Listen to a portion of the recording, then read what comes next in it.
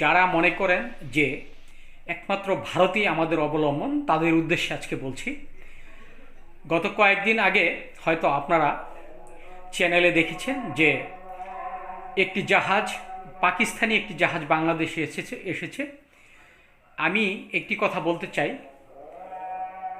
রমজানের আগে চিনির চিনিকে নিয়ে একটা সিন্ডিকেট করার চেষ্টা করেছিল ভারত, কিন্তু অন্তর্বর্তীকালীন সরকার 13,000 মেট্রিক টন চিনি বাংলাদেশে আমদানি করবে পাকিস্তান থেকে।